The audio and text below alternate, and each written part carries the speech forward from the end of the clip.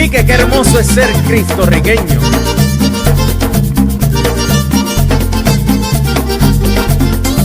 He nacido aquí, como el yunque, como el coquí. Dios bendijo esta tierra santa porque nos ama a ti y a mí. Como soy hijo de esta tierra y también soy hijo de Dios, es que además de puertorriqueño, cristorriqueño yo soy. Ay, cristorriqueño yo soy. Cristorriqueño yo soy. Tengo la sangre de Cristo. Cristorriqueño yo soy. Soy hecho imagen y semejanza de Dios. Cristorriqueño yo soy. Ay, cristorriqueño yo soy. Cristorriqueño yo soy. Ya sabes lo que se siente. Orlando Henrique Costas nasceu de Ventura Costas e Rosalina Rivera em 15 de junho de 1942, na cidade de Ponce, Porto Rico. Seus pais eram leigos ativos na Igreja Metodista. Ele estudou na escola primária da Primeira Igreja Batista de Ponce. Seus primeiros anos de vida foram passados na ilha sob o amor educacional de sua casa e de várias igrejas evangélicas.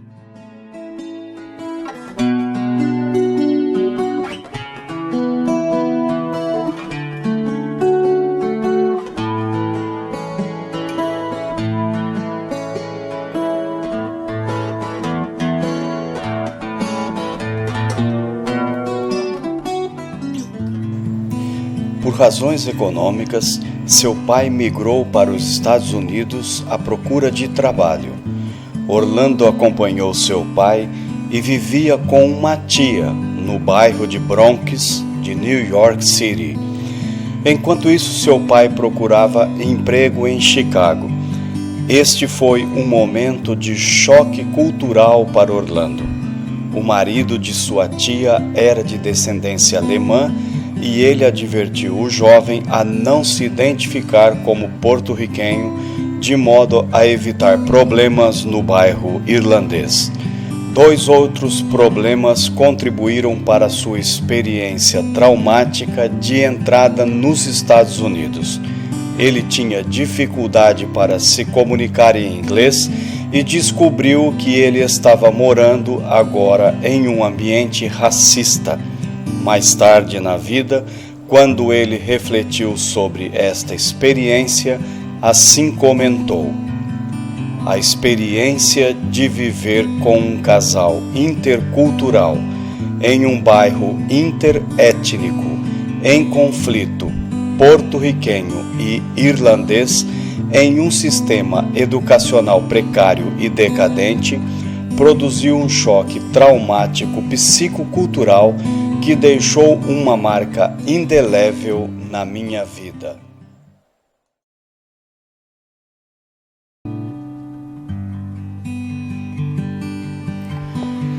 Sua reflexão teológica sobre estas e outras experiências como um latino nos Estados Unidos influenciaram sua teologia como um missiólogo, bem como a sua carreira como um educador teológico.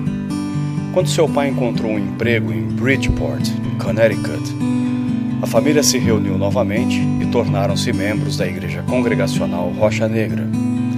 A igreja teve um interesse em suas habilidades musicais e deu-lhe uma bolsa para estudar canto com um professor de música da Juilliard School of Music.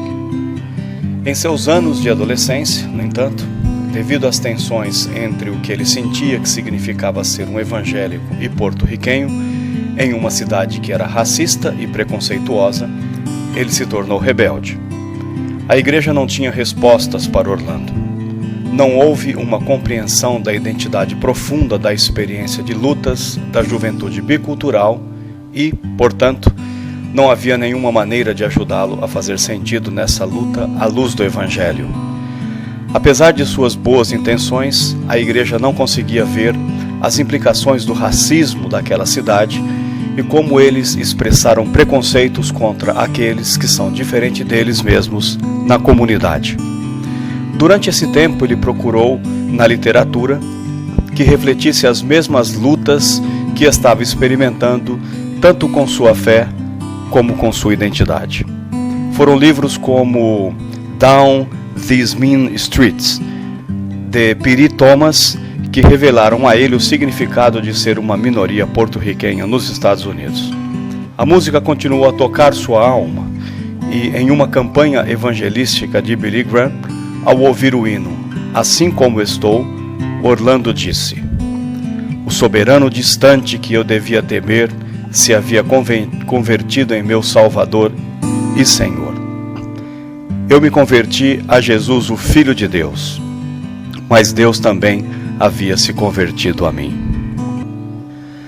Seus pais, logo após sua conversão, enviou-o para Bob Jones Academy, onde terminou seus anos de colégio e começou a faculdade.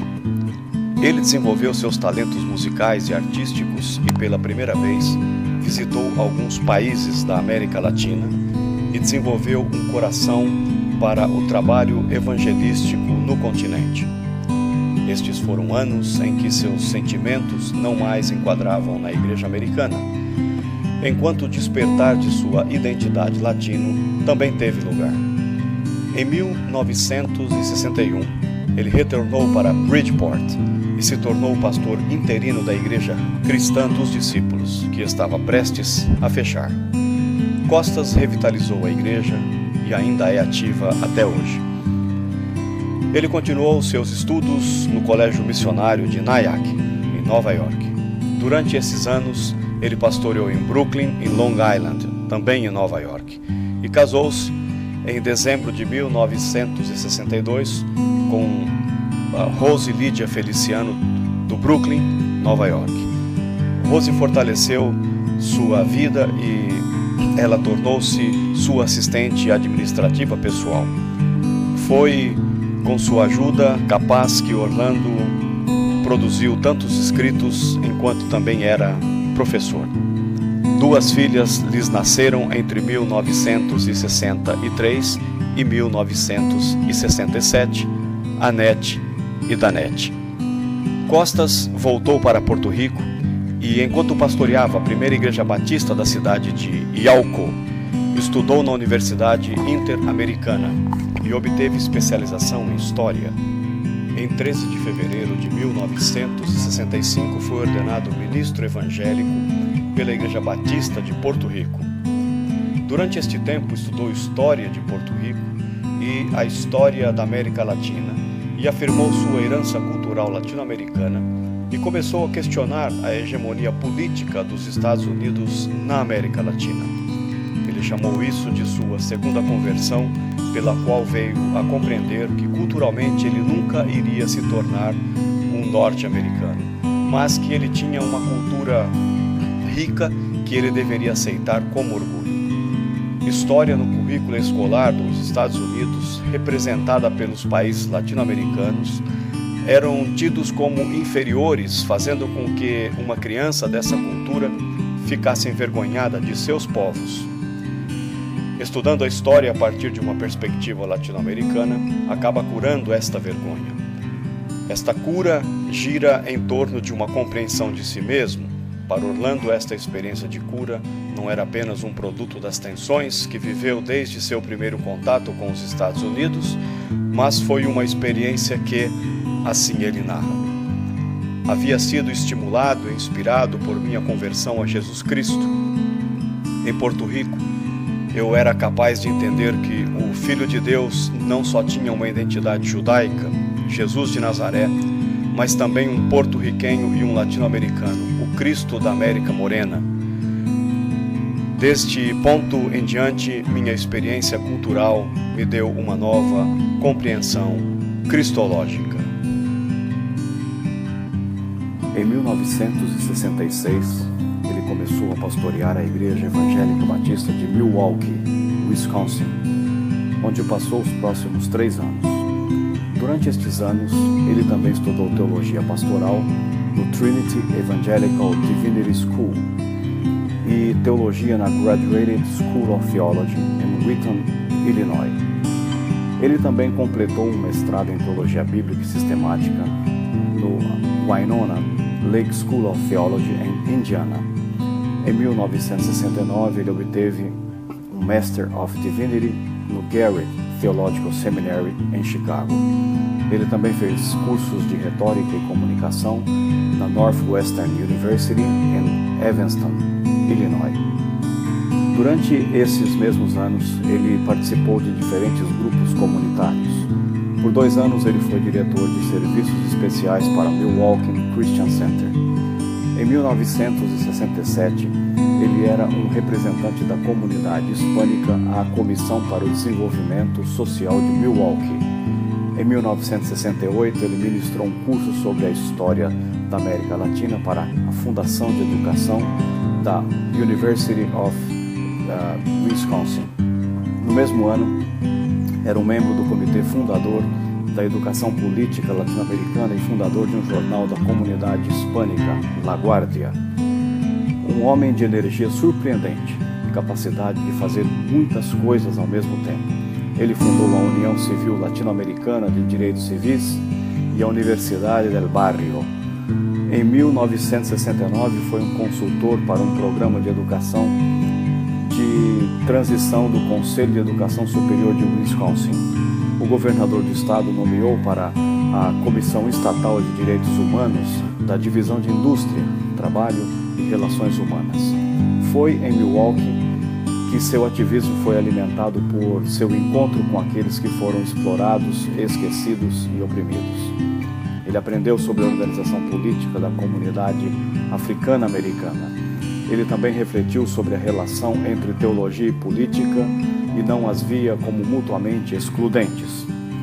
Assim, iniciou sua desconstrução da herança teológica missionária hereditária que tinha feito estes 2 reinos isolados um do outro, deixando a Igreja Latina incapaz de responder à plenitude das necessidades salvíficas do contexto em que se ministrava.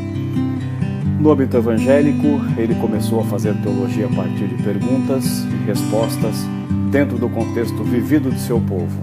Uma expressão de seu pensamento maduro sobre isso pode ser visto em seu livro Cristo Fora da Porta, Christ Outside the Gate. Nele, Costas argumenta que, na encarnação, Jesus fez Deus contextual. Isso, por sua vez, moldou a sua epistemologia. As experiências de Milwaukee também mudaram para Orlando seus entendimentos ecumênicos, como também do seu próprio trabalho. Eles influenciaram seu primeiro livro, A Igreja e Sua Missão Evangelizadora, de 1971. Ali ele mostra sua preocupação com a promoção de uma compreensão integral da evangelização. De 1970 até 1976, Costas trabalhou em San José, Costa Rica, no âmbito da missão latino-americana conhecida como LAM.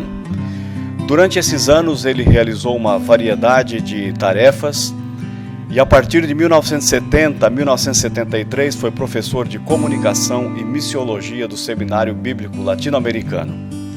De 70 a 71, foi secretário para os estudos teológicos de evangelismo em profundidade, coordenador de estudos no seminário e diretor do Centro Regional de Nova York para o Seminário Bíblico Latino-Americano. Já de 71 a 73 foi secretário de investigação e comunicação do Instituto de Evangelismo em Profundidade e diretor de comunicação religiosa do seminário. De 72 a 76 foi secretário de estudos e publicações do Instituto de Evangelismo em Profundidade, bem como diretor do Centro Evangélico de Estudos Pastorais, conhecido como CELEP.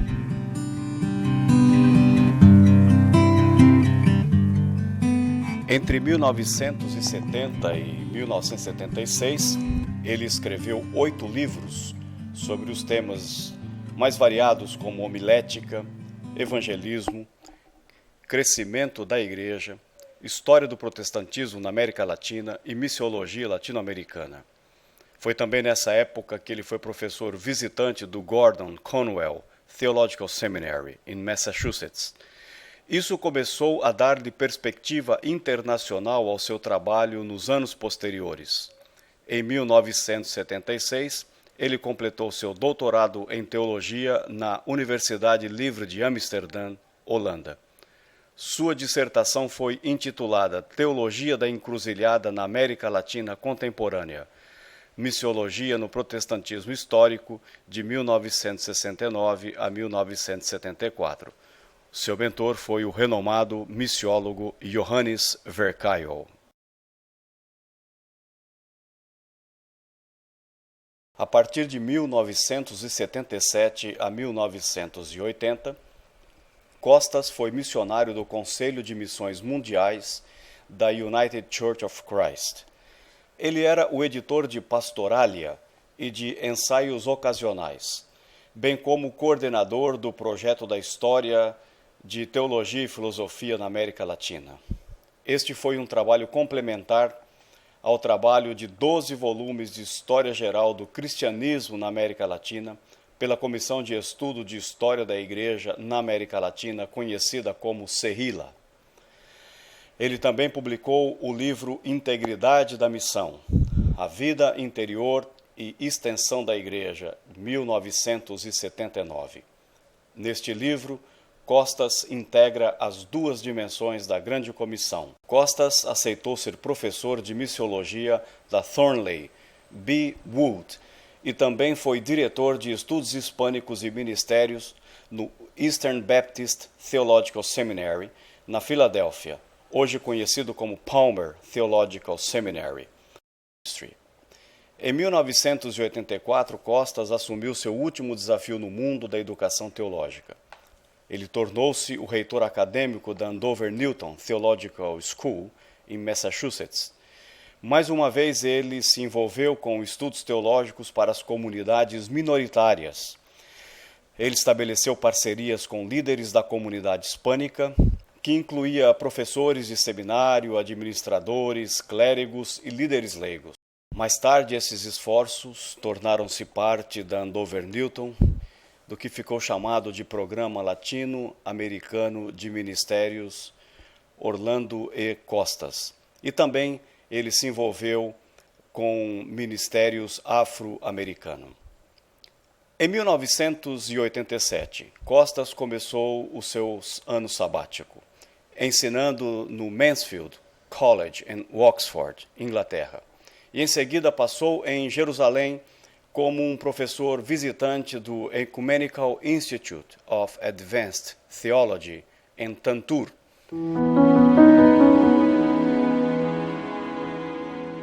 Costas vinha sofrendo de dores abdominais e, por conta disso, teve de regressar mais cedo de seu período sabático.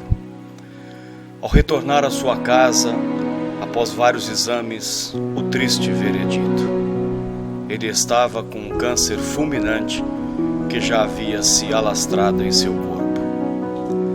E foi no dia 5 de novembro de 1987 que a triste notícia se espalha pelo mundo que ele havia falecido. Inúmeros serviços fúnebres foram realizados para Orlando, não só em Massachusetts, mas em todo o mundo, por uma multidão de pessoas entristecidas por sua precoce partida, mas ao mesmo tempo celebrando a Deus pelas contribuições de Costas para a vida e missão da Igreja e educação teológica. Quique, qué hermoso es ser cristorrigueño.